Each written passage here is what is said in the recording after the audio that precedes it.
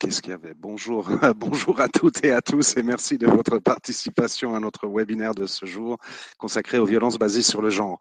Mon nom est Giancarlo Chiri et j'aimerais, avant d'entrer dans le vif du sujet, donner quelques indications techniques pour le bon déroulement de ce webinaire.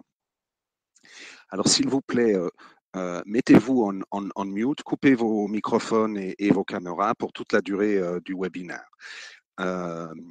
Vous pouvez utiliser la boîte de dialogue sur votre droite à tout moment pour communiquer avec chacun des participants au webinaire.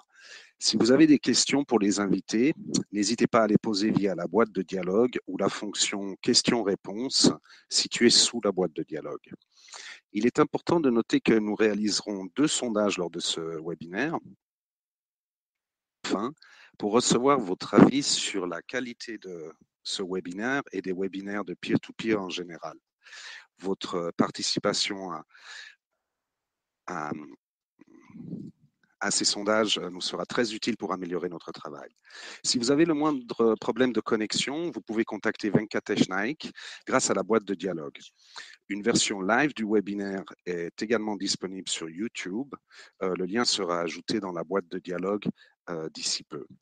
Enfin, l'enregistrement de ce webinaire sera disponible sur nos sites internet deliver8better.com dans les prochains jours, ainsi qu'un bref résumé.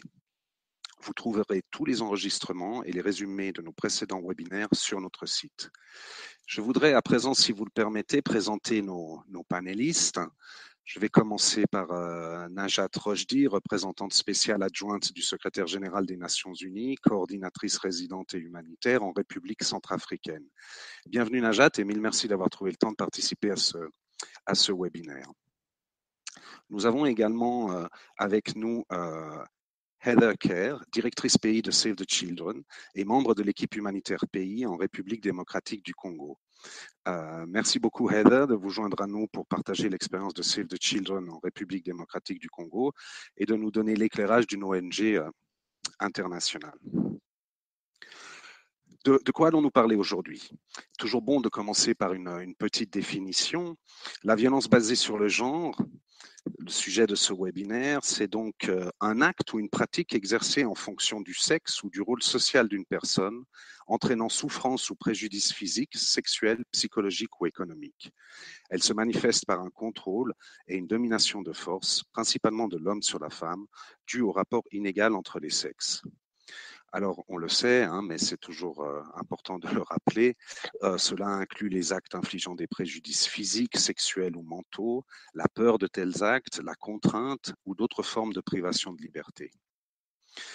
Ces actes peuvent survenir en public ou en privé et les violences basées sur le genre sont composées d'une variété de violations des droits humains. La liste est longue, elle n'est pas exhaustive, mais elle inclut les violences sexuelles contre les femmes, les filles, les hommes et les garçons, l'exploitation et les abus sexuels, notamment par les travailleurs humanitaires, les mutilations génitales féminines et les mariages forcés, etc.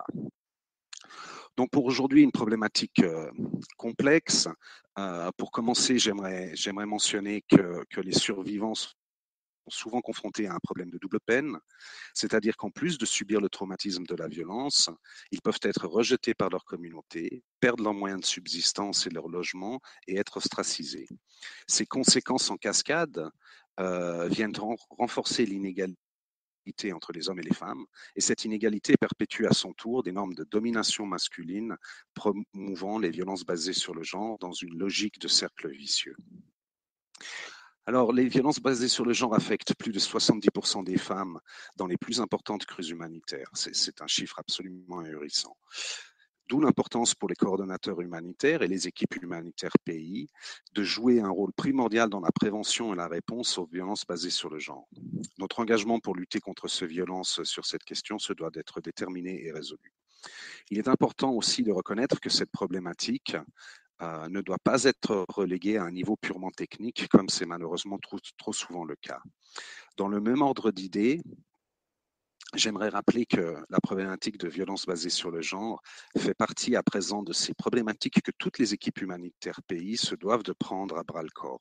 Ceci est à présent stipulé dans les termes de référence standards des équipes humanitaires pays et signifie que les leaders humanitaires ont l'impératif d'agir stratégiquement sur cette thématique.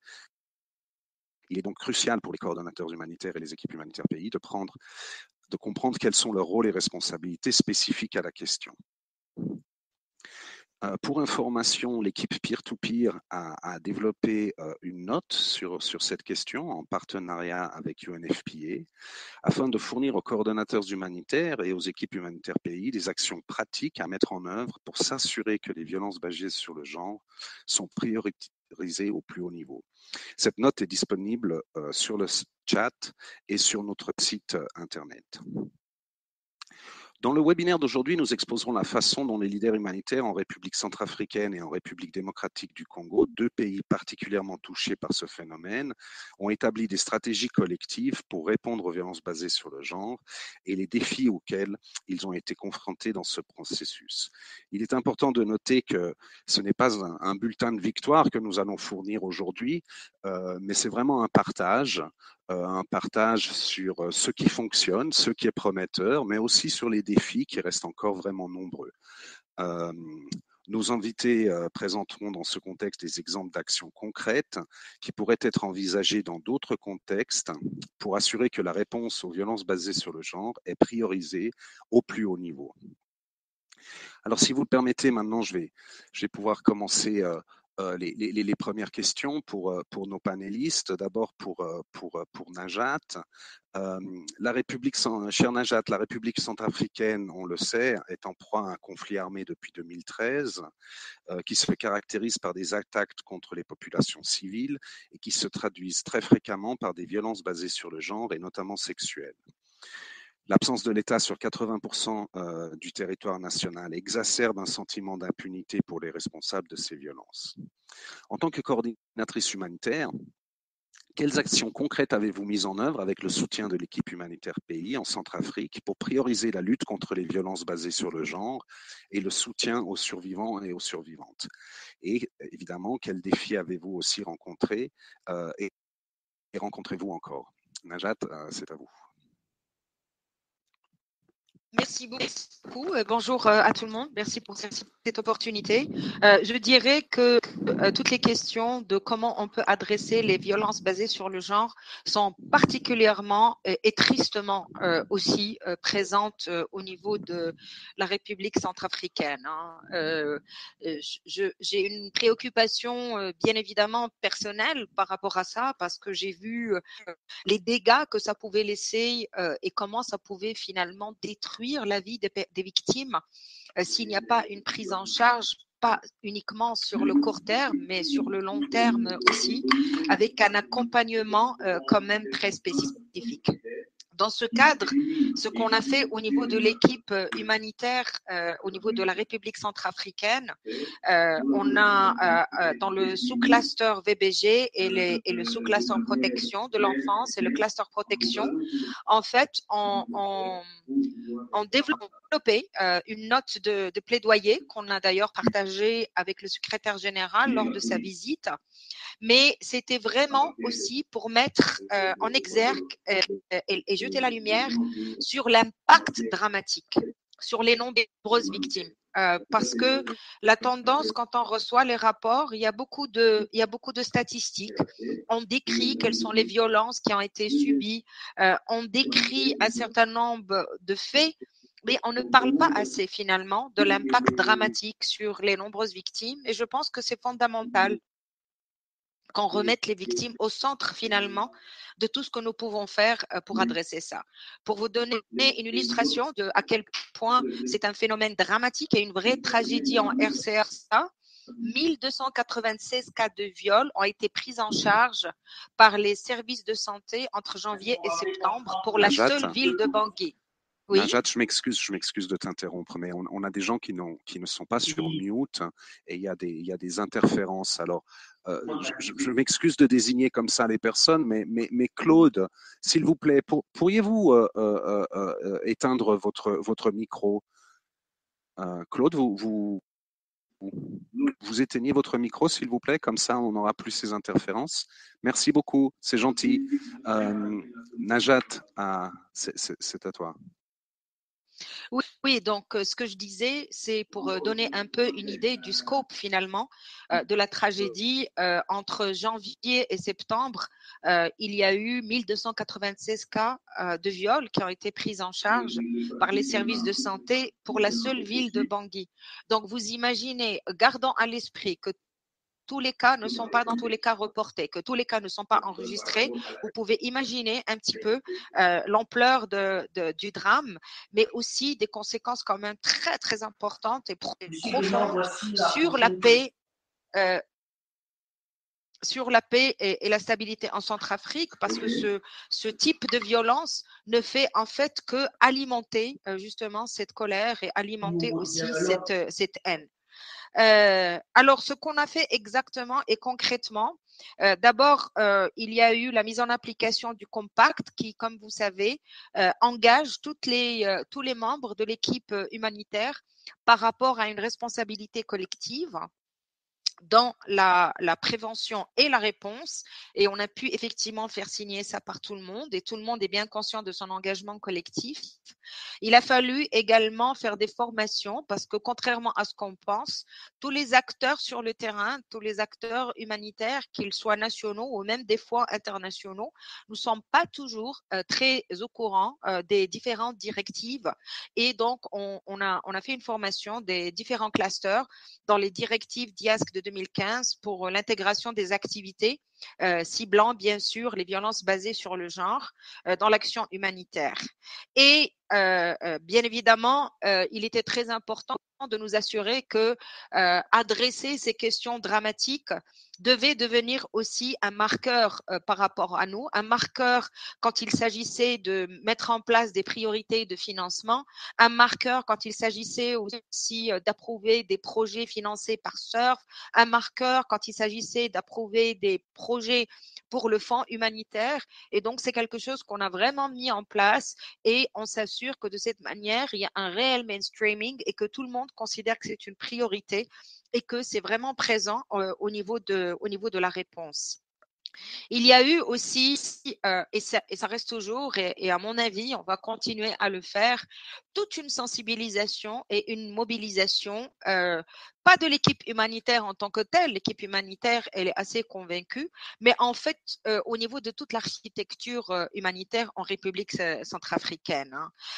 Donc, avec un plaidoyer actif auprès d'un certain nombre de ministres qui sont directement impliqués. Le dernier sujet, c'était par exemple par rapport à l'obtention gratuite d'un certificat médical, parce que sans certificat médical, dans tous les cas, il est très difficile de reconnaître et de faire la prise en charge. Et ça a été une discussion et un plaidoyer auprès du gouvernement. Il y a eu aussi toute une réflexion et une révision par rapport au partage de l'information relative aux abus et exploitations sexuelles, qui bien sûr doit se faire en toute confidentialité, et aussi redevabilité des acteurs humanitaires vis-à-vis de tous les incidents. Il y a eu aussi un rappel de la centralité de la protection.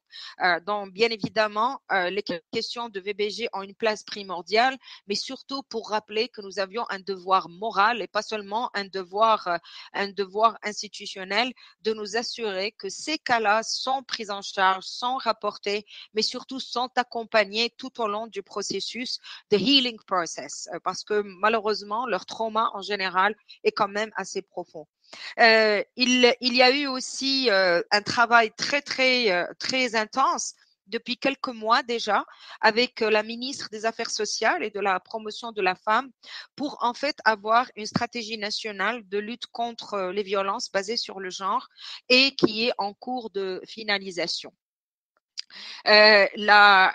L'élément aussi qui était fondamental, c'était de s'assurer que nous faisions notre travail de coordination vraiment d'une manière inclusive, où ce n'était pas uniquement l'équipe humanitaire, mais il fallait s'assurer qu'il y avait une task force qui a été mise en place d'ailleurs, une task force sur les abus et exploitations sexuelles et qui réunit aussi bien des humanitaires que des éléments de la mission de maintien de la paix, mais aussi régulièrement, on fait impliquer des représentants du gouvernement et surtout, on met au courant et à jour la ministre en charge du dossier régulièrement pour pouvoir avancer parce que le phénomène est énorme, mais aussi parce qu'on s'est rendu compte que les messages et les stratégies de communication classiques ici ne fonctionnent pas parce qu'il y a un tel ancrage de ces pratiques, malheureusement, de violence sexuelle dans la société, dans toutes les couches de société, et il y a une telle impunité que, bien évidemment,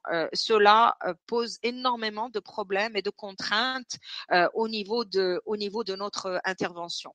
Impunité qui n'est pas seulement une impunité au niveau du GBV, c'est une impunité en fait de facto parce que nous avons une présence de l'État qui est assez limitée aux alentours de Bangui, de Bambari. On commence à voir un plus grand déploiement effectivement d'un certain nombre d'autorités locales et dans certains endroits bien particuliers, et je citerai Birao et Berberati, on commence enfin à voir un déploiement d'un certain nombre de fonctionnaires qui seraient à même en fait d'adresser ces questions. Il y a aussi tout le problème de reporting. Beaucoup de victimes, en fait, ont peur. Et donc, il y a tout un travail à faire avec les communautés sans pour autant indexer ou stigmatiser qui que ce soit. Juste un travail d'information pour leur dire, vous allez être protégés, vos informations vont rester confidentielles. Vous pouvez, bien sûr, aller plus loin au niveau carrément d'une poursuite, etc. Mais le plus important, c'est d'être sûr qu'on les prend en charge et que il y a tout un accompagnement, bien évidemment, psychologique. Il y a aussi le défi énorme de l'accès. Alors, c'est un défi qui n'est pas propre uniquement aux violences basées sur le genre, mais qui est un défi que nous avons en tant qu'équipe humanitaire et qui est dû, bien sûr, à l'activité d'un certain nombre de groupes armés dans un certain nombre d'endroits, mais aussi la volatilité de certaines zones au niveau de la sécurité. Et donc, c'est très difficile d'avoir une planification qui peut aller sur le long terme, tout simplement parce qu'aujourd'hui, c'est un endroit qui est safe et demain, il peut très bien y avoir des clashs. Il y a un besoin énorme et vraiment indispensable de renforcer les capacités nationales. Il faut quand même bien se dire que la pérennisation de nos actions dépendra de l'enracinement de ces valeurs, de ces principes de lutter contre ça au sein des communautés, mais aussi de la formation et du renforcement des capacités des partenaires locaux, qui soient des partenaires administratifs, gouvernementaux ou ONG locales, parce qu'il ne faut pas oublier qu'en termes de confidence building, beaucoup de ces victimes seront très à l'aise de parler à quelqu'un de leur village, de leur communauté, que forcément venir s'adresser à nous en tant qu'étrangers.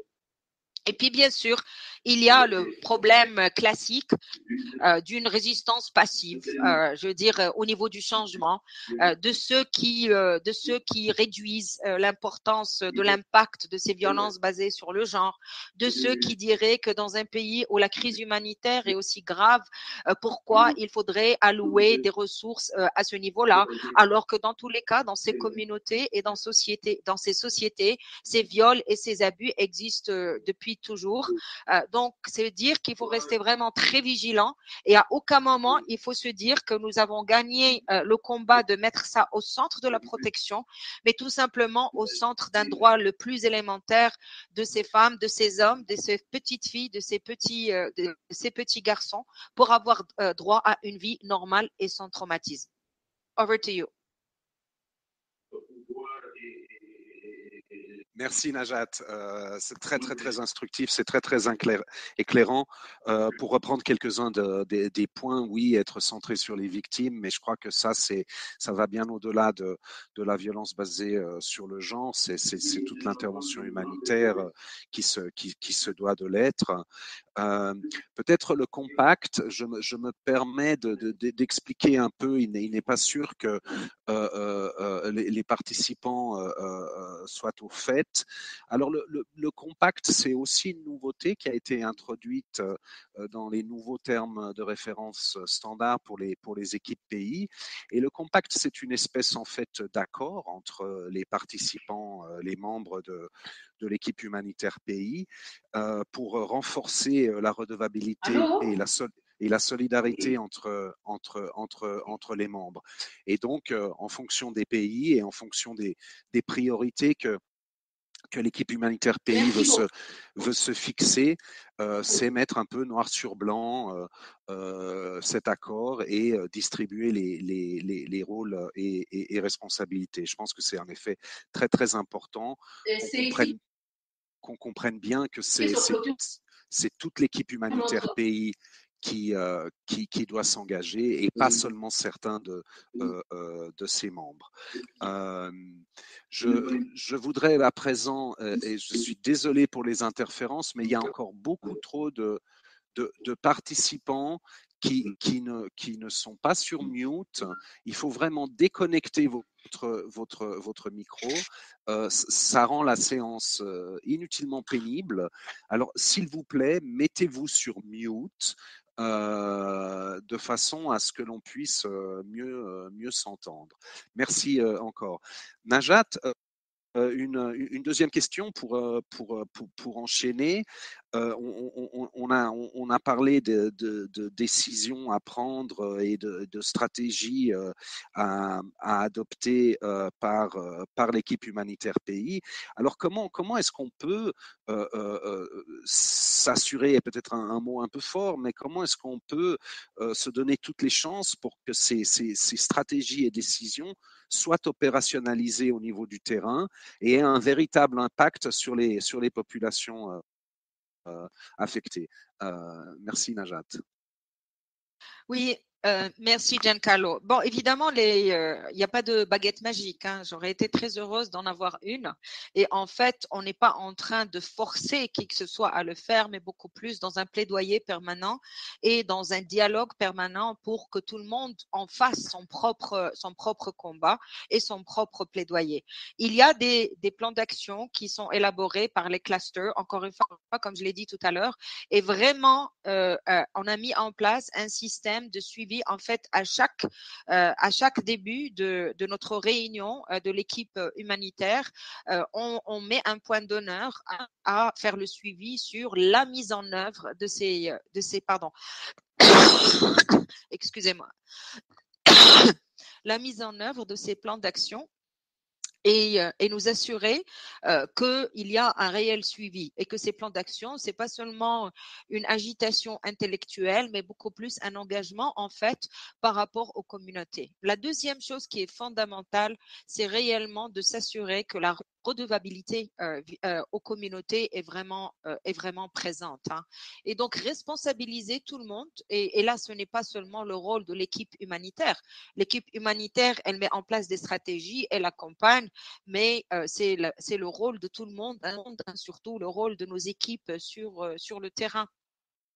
Comme je l'ai dit auparavant, il y a quand même un élément qui nous permet de forcer quelque part et de nous assurer quelque part, au moins lors de l'approbation des projets SURF et lors de l'approbation et de la soumission au fonds humanitaire, de nous assurer quand même qu'il y a des actions très concrètes qui sont faites, qui sont mesurées, qui sont suivies et sur lesquelles il y a une redevabilité et un reporting absolument mandatoire. Je peux vous dire qu'au début, il y avait de la résistance et les gens ne comprenaient pas c'était quoi cette démarche un peu dictatoriale. Hein. Mais en fait, tout le monde s'est rendu compte après que c'était au contraire, cela permettait de donner une autre qualité à notre travail travail de protection et aussi à notre travail de prévention. Ensuite, bien sûr, il est très important de s'engager avec les communautés. Il faut qu'on soit capable de mettre en place un système pour faire des enquêtes, pour revenir vers les communautés, pour aussi les écouter, pour voir dans quelle est leur perception finalement de ce qui est fait effectivement à ce niveau-là. Et très souvent, à chaque fois que je me suis retrouvée sur le terrain pour adresser ces questions, c'est à ce moment-là, en fait, que les langues se sont déliées et qu'on a commencé à avoir un reporting des cas. Donc, cet engagement avec les communautés, cette proximité avec les communautés, finalement, est aussi le meilleur moyen de prévention parce que tout le monde va se dire, oh là là, aujourd'hui, si je commence à faire quelque chose, il y aura aussi des conséquences, si ce n'est pas des conséquences judiciaires, parce que très souvent, malheureusement, il y a des arrangements financiers et les personnes et les victimes laissent tomber leurs plaintes, mais au moins qu'ils s'assurent que ça sera quelque chose de connu au niveau de la communauté. Et puis, je pense qu'il faut vraiment qu'on fasse le ramdam, qu'on le dise et qu'on le redise et qu'on le redise et qu'on le redise, pas seulement au moment des speeches, pas seulement au moment des cérémonies, pas seulement au moment des journées internationales, mais à tout moment, non seulement qu'on le dise, mais qu'on le montre, qu'il y a vraiment une tolérance zéro en ce qui concerne les abus et exploitations sexuelles. Bien sûr, à chaque fois, on publie des statistiques et on est très content de démontrer que ça a baissé, mais il faut aussi qu'on soit tous convaincus qu'un seul cas est un cas de trop.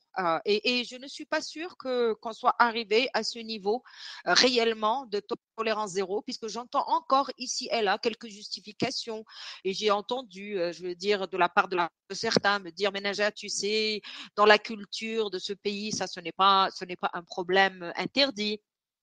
Dans la loi de ce pays, un mineur, c'est pas le même âge qu'ailleurs. Il faut vraiment qu'on comprenne que ce qui est dit en tant que tolérance zéro, elle est universelle. Ce n'est pas par rapport au pays d'où on vient ou à toute autre considération. C'est juste un engagement qu'on a tous pris en tant qu'humanitaire, que aucun cas n'est tolérable, aucun cas n'est excusable et aucun cas ne devrait se passer dans le futur. Alors, le dernier point, on a mis en place un projet conjoint de l'unité mixte d'intervention rapide et de répression des violences sexuelles faites aux femmes et aux enfants et qui a été un peu multidimensionnel où la MINUSCA a aidé à la formation de policiers femmes parce qu'on se rend bien compte que quand une victime vient pour se plaindre, surtout quand c'est une femme, elle va jamais se confier à un homme. Donc, il était fondamental de nous assurer qu'il y avait quand même une présence féminine qui, quelque part, mettrait plus à l'aise effectivement les victimes qui, dans tous les cas, la plupart sont des femmes. Et on a commencé, bon, l'idée a été créée en janvier 2015, mais en fait, ça n'a été opérationnel qu'en juin 2017. Et aujourd'hui, on a mis en place un système de monitoring avec les divisions des droits de l'homme, avec la task force sur l'exploitation et l'abus sexuel pour réellement voir quels sont les nombres de cas qui sont effectivement rapportés à cette unité et aussi comment se fait le référencement des victimes, où est-ce qu'elles vont, est-ce qu'elles sont effectivement prises en charge et je peux vous dire que y a encore beaucoup de travail à faire, hein. Il y a énormément de travail à faire, mais nous espérons vraiment beaucoup, nous mettons beaucoup d'espoir sur cette unité pour en fait aussi mettre en confiance les victimes et s'assurer qu'elles savent qu'il y a un endroit où elles sont totalement protégées, où elles sont totalement anonymes aussi, parce que l'unité n'est pas toute seule, mais elle fait partie d'un certain nombre d'autres unités pour éviter qu'il y ait une stigmatisation et que toute personne qui tape à la porte de cette unité, du building de cette unité, soit immédiatement indexée comme quelqu'un qui a subi des violences sexuelles. Donc, c'est ça que nous avons mis en place. Il y a aussi tout un travail Ça peut paraître bizarre, mais on a considéré que c'était important aussi qu'il y ait tout un travail de sensibilisation des groupes armés, en tout cas, avec lesquels on négocie régulièrement l'accès humanitaire et qu'on fasse aussi une sensibilisation au niveau des troupes pour s'assurer que nous contribuons tous justement à la réalisation de cas zéro et pas seulement tolérance zéro. Back to you. Merci Najat, encore une fois très instructif et plein d'enseignements et de possibilités d'envisager de mettre ces mesures en application dans d'autres contextes. Nous en avons profité lorsque tu as parlé de redevabilité auprès des populations affectées, de donner un lien web sur une autre note que nous avons également préparée sur comment est-ce que les équipes pays peuvent mettre en action une meilleure redevabilité auprès des populations affectées. Et on le sait que c'est un ensemble avec la protection, avec le GBV, avec le PSIA, etc. C'est un paquet assez cohérent. J'aimerais maintenant passer à Heather et à son expérience en République démocratique du Congo, qui est un pays également où les violences basées sur le genre sont très répandues. Plus de 20 000 cas de VBG sont traités chaque année. On considère en outre qu'au moins une Congolaise sur 4 est victime d'agressions sexuelles au cours de sa vie. C'est également le pays où les premiers programmes de lutte contre ces violences ont vu le jour il y a plus de 10 ans. Dans ce contexte particulier où l'on considère régulièrement le viol comme une arme de guerre par les groupes armés. Alors, cher Heather, peut-être que vous pourriez nous partager avec nous comment est-ce que Save the Children soutient la prévention et la réponse collective aux violences basées sur le genre en République démocratique du Congo. Et puis aussi, si vous pouvez partager avec nous les défis auxquels vous êtes confrontés. À vous, Heather.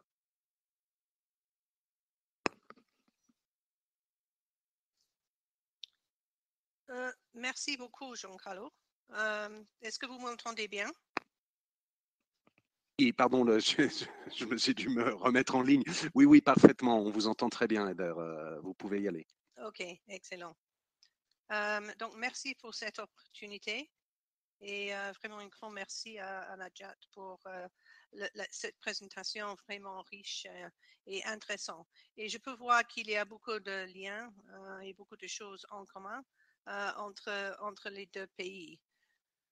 Donc aujourd'hui, je vais parler dans mon rôle comme membre de l'équipe humanitaire pays, mais aussi comme la directrice de Save the Children, pour donner quelques exemples des choses concrètes qu'on a fait sur le terrain.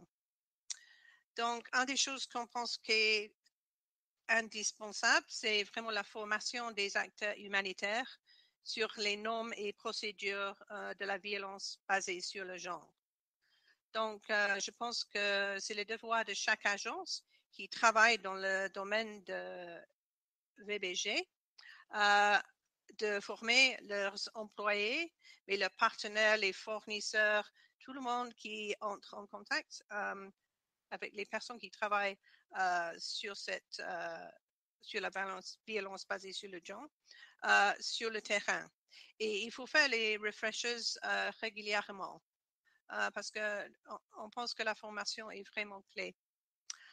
Une des choses qu'on pense qui est indispensable, c'est la mise en place des mécanismes de gestion de plaintes dans la communauté et dans les sites. Comme Save the Children, on a trouvé ça un très bon moyen d'avoir le feedback de nos bénéficiaires et avec tout le monde avec qui on travaille sur le terrain. Parce qu'on a vraiment besoin de baser notre travail sur le terrain et dans les communautés pour avoir un impact. Donc, on peut être beaucoup plus redevable à nos bénéficiaires et nos bailleurs si on met ces mécanismes de gestion de plaintes en marche. Et il faut vraiment qu'ils soient adaptés à la situation. Par exemple, nous mettons en place des méthodes différentes, donc les lignes vertes qui sont beaucoup plus utilisées par les adultes et aussi les boîtes, excusez-moi, les boîtes de suggestion, donc des boîtes des plaintes qui sont plus utilisées par les filles et les enfants. Et on peut mettre toutes ces choses en marche, mais il faut vraiment faire une bonne suivi. Donc, ça veut dire qu'il faut ouvrir les boîtes régulièrement avec quelqu'un de la communauté. Il faut que c'est un travail collectif. Et après, on peut avoir une bonne feedback. Mais si on laisse les boîtes, la communauté ne va pas avoir confiance en nous, les acteurs humanitaires. Et on va voir que notre acceptance sur le terrain va diminuer. Donc, mais on trouve comme méthode, c'est vraiment très bien.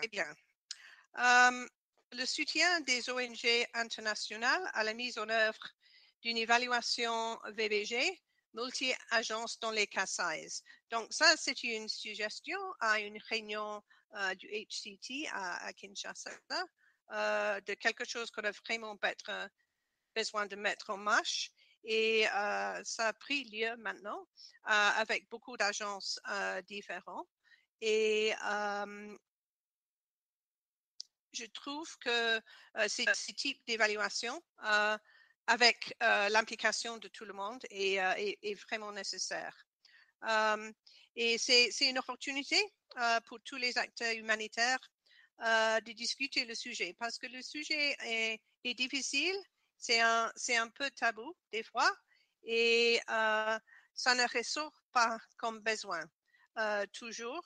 Donc nous, on a fait une évaluation récemment avec plus de 1700 enfants et ils ont dit le grand besoin c'est l'éducation et après c'était la nourriture, mais n'ont pas vraiment mentionné la protection, la santé reproductive, etc. Donc c'est difficile de tirer ça des personnes. Donc si on peut faire ce type d'évaluation, on peut avoir beaucoup plus d'informations clés.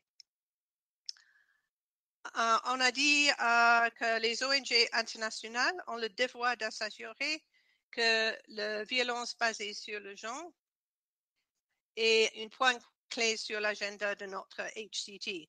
Donc, c'est fait. Nous, c'est toujours sur l'agenda et c'est toujours discuté. Mais on a besoin d'aller au-delà de ça. Donc, ce n'est pas juste de mettre ça sur l'agenda, c'est vraiment d'avoir l'implication de tout le monde qui est autour de la table. Donc, on a besoin de travailler sur ça, mais on a déjà une bonne application des agences OU et les ONG.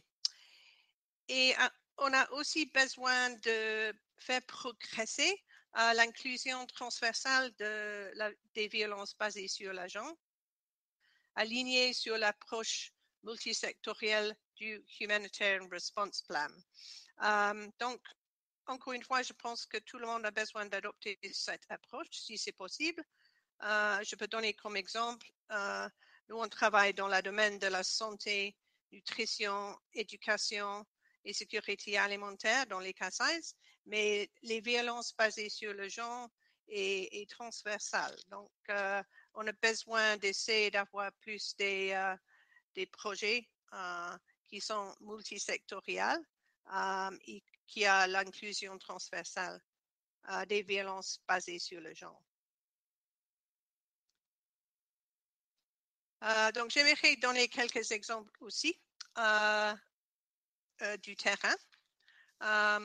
Donc, je l'ai déjà dit, mais je vais renforcer ça.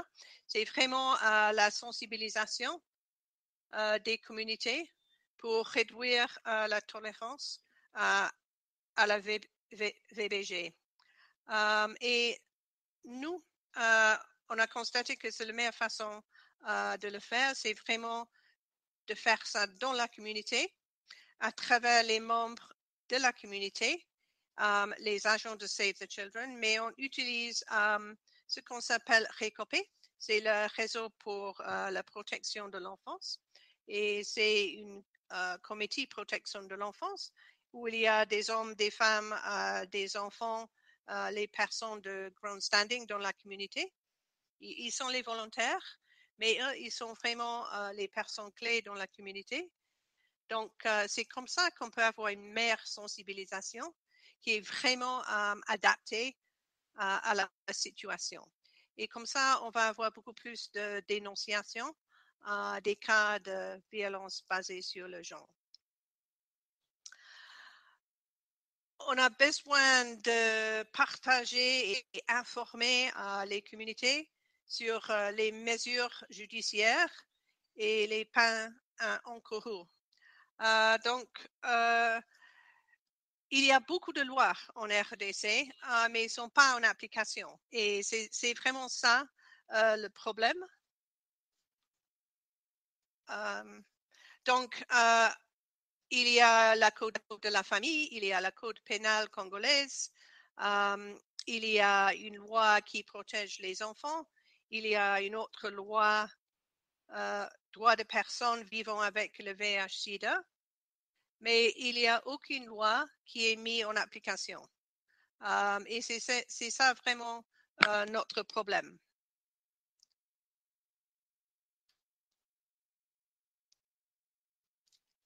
Et nous, on pense aussi que l'éducation positive au milieu scolaire et les luttes contre les mariages précoces et grossesses précoces pour garder les filles à l'école. Donc, ça, c'est un message clé qu'on a besoin de passer dans toutes nos communautés. Et nous avons constaté si une fille reste à l'école jusqu'à l'âge de 16 ou 17 ans, elle a beaucoup plus de chances de ne pas être fille-mère. Donc, c'est vraiment clé qu'on peut persuader les familles, toutes les personnes dans la communauté, de l'importance que les filles restent à l'école, si c'est possible. Et aussi, c'est déjà dit, mais c'est vraiment la facilitation de la synergie des différents mécanismes sur le terrain pour une approche holistique de la prise en charge des survivants. Donc, le soutien médical, c'est clé dans les 72 heures. Il faut que c'est fait, il faut avoir le certificat médical, il faut un appui psychosocial et, si possible, un appui juridique. Mais la partie juridique est toujours difficile. Il y a l'impunité, il y a le fait que c'est tabou le sujet, il y a les familles qui aimeraient faire tout à l'amiable, donc ils n'aimeraient pas aller à la cour. Donc il y a des discriminations contre les filles. Il y a honte dans la famille. Donc on a vraiment besoin d'essayer de break down the barriers.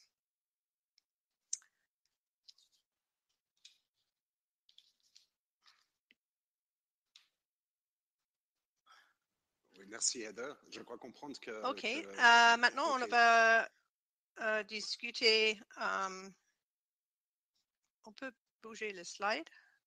Oui, et si on peut en effet J'aimerais parler maintenant de nos leçons apprises. Oui, tout à fait. Je vous laisse continuer, Heather. Merci.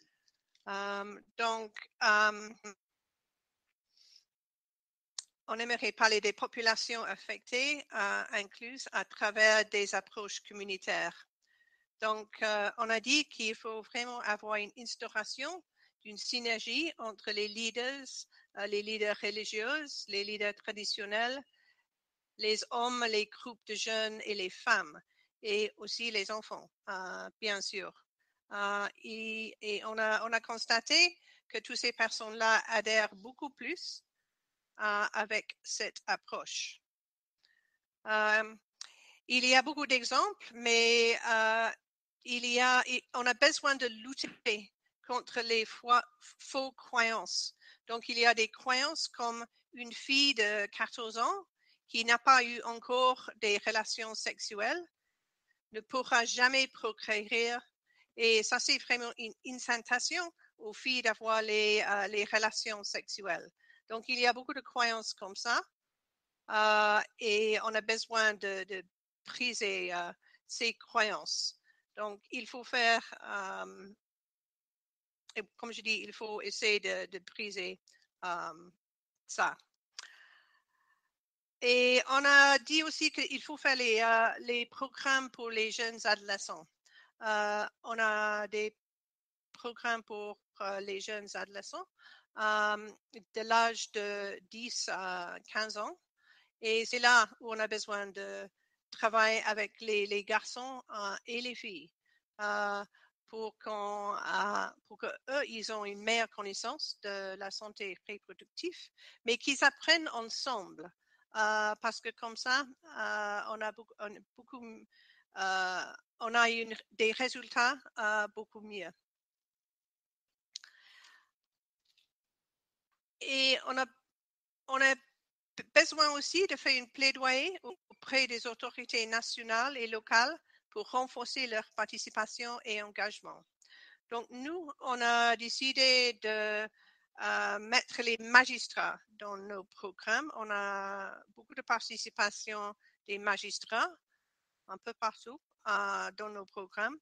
Et eux, ils sont impliqués dans la campagne de sensibilisation. Et l'approche marche parce que le magistrat, il a le gravitas nécessaire pour que la population comprenne qu'il y a des lois et si il y a des infractions et violations, c'est normalement, il faut que la personne qui a commis la violation a besoin d'être arrêtée et mettre en prison. Donc, c'est vraiment une bonne méthode pour la prévention. Et on fait ça dans nos programmes de protection, éducation, et on a eu des bons résultats. Et aussi, pour finir, il y a des mécanismes interagences de protection contre l'exploitation et les abus sexuels. Donc, SIA, par les acteurs humanitaires. Donc, on a eu de la chance d'être partie d'un programme en RDC en 2015 qui était financé par IOM. Et c'était un programme interagence, c'était une pilote. Et c'était une pilote qu'on a fait dans le Nord Kivu, dans les camps. Et c'était vraiment un programme pour essayer de prévenir des abus par les humanitaires et par les peacekeepers. Et ce type de programmes ne sont pas faciles à mettre en marche. On peut être regardé comme la police. Et voilà, mais moi, je pense, et comme la population humanitaire, on a besoin d'avoir plus des programmes comme ça si on peut trouver le financement. Parce que c'est difficile de trouver le financement pour un tel type de projet. Mais dans une année, on a eu 250 cas et on a utilisé les mécanismes, encore une fois, de boîte de suggestion et les lignes vertes. Et on a aussi utilisé réunion face à face pour quelques personnes. Et il y avait 45% des cas qui sont logés par les enfants. Donc, les enfants ont joué un grand rôle dans ce projet. Et on a eu un comité de pilotage aussi qui a consisté de nous plus les autres acteurs humanitaires, le HCR, le CNR. Et c'était, comme je dis, c'était difficile, mais je pense qu'on a besoin parce que nous, les humanitaires, nous sommes les premiers redevables pour arrêter les violences basées sur le genre. Mais un des grands défis dans ça, donc on a reçu beaucoup de plaintes, mais c'est que les agences n'ont pas les mêmes niveaux. Ils n'ont pas les mêmes politiques et des fois, c'est difficile d'avoir des discussions avec les agences différentes en disant qu'on a reçu des plaintes concernant vos staffs. Mais des fois, pour eux, c'est difficile d'accepter. Mais moi, je pense comme un projet qui était interagence, je pense qu'on a besoin d'essayer de mettre plus de projets comme ça en marche. Merci beaucoup. Merci Heather, très intéressant et une bonne illustration de qui peut se faire sur le terrain.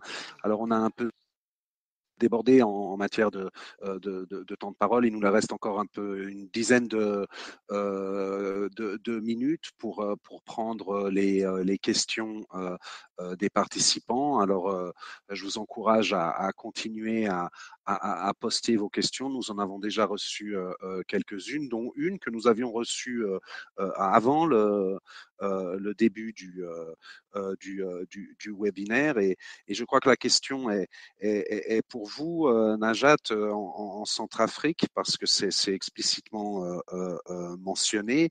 Et la question est liée donc à la présence, à l'autorité de l'État.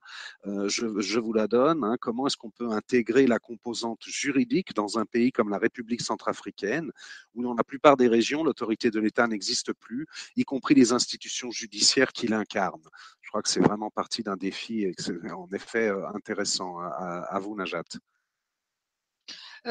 Oui, c'est une réalité, effectivement. Et en fait, on travaille énormément sur le déploiement de l'État et de l'autorité de l'État dans différentes régions du pays. Le fait qu'il y ait une absence ne veut pas dire qu'on ne peut pas amener de temps en temps des magistrats. Et en fait, c'est ça qu'on fait. Là où il n'y a pas là où on a relevé et on nous a rapporté des cas, nous avons en fait transporter les juges ou les magistrats ou whoever is concerned vers l'endroit où la victime se trouve, parce qu'on ne peut pas leur demander de tous venir à Bangui. Et avec l'appui de la mission, il y a pu y avoir des sessions exceptionnelles.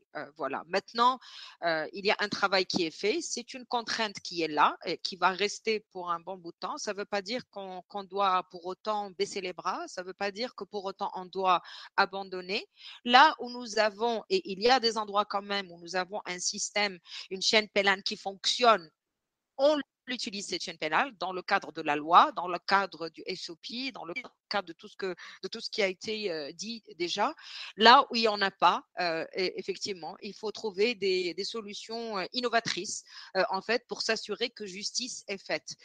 Parce qu'il n'y a pas pire que l'impunité. Personne ne peut guérir d'un tel traumatisme si en plus, ceux qui ont perpétué ce crime ne sont pas punis et qu'il n'y a pas de sanction.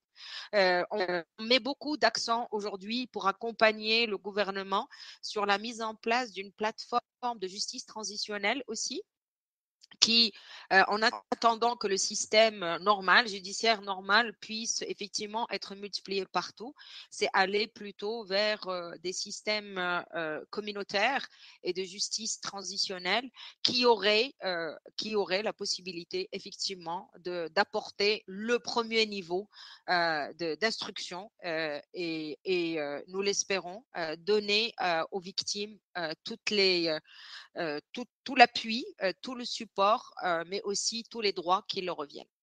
Back to you. Oui, merci Najat. Oui, alors oui, en effet, innovant, hein, amener l'autorité et ou les juges là où il le faut, c'est très intéressant, je pense, comme expérience. Une autre question nous est parvenue et je crois que là, c'est plutôt pour Heather. Euh, ça concerne en fait il y a le sentiment que les fonds sont plutôt disponibles pour la réponse et ils le sont moins pour la prévention. Alors, est-ce que vous avez le sentiment qu'il y a en effet ce déséquilibre? Et si oui, qu'est-ce que vous réussissez à faire pour avoir une intervention équilibrée qui prenne en compte, donc, d'une part, la prévention et d'autre part, la réponse? À vous, Ed.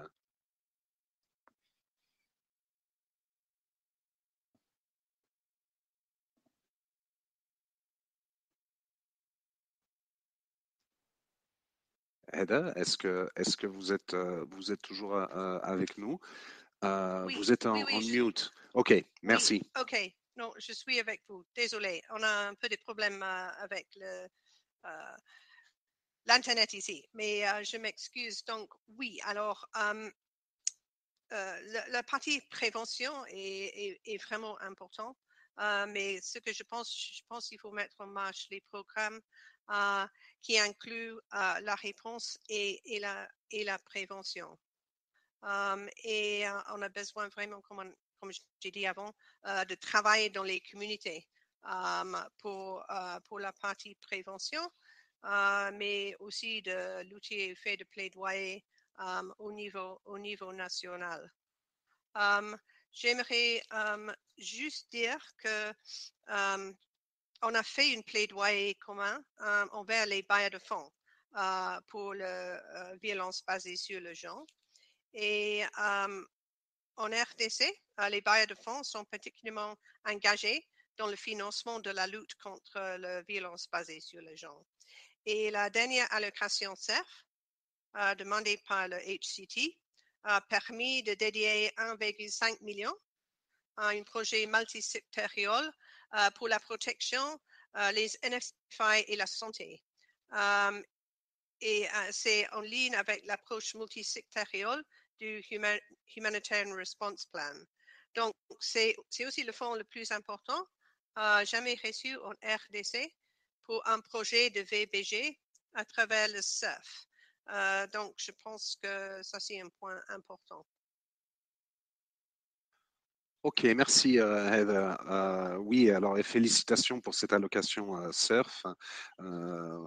Je crois que si ce n'est une première, c'est presque une première. Et puis le montant aussi assez conséquent, fléché sur les violences basées sur le genre.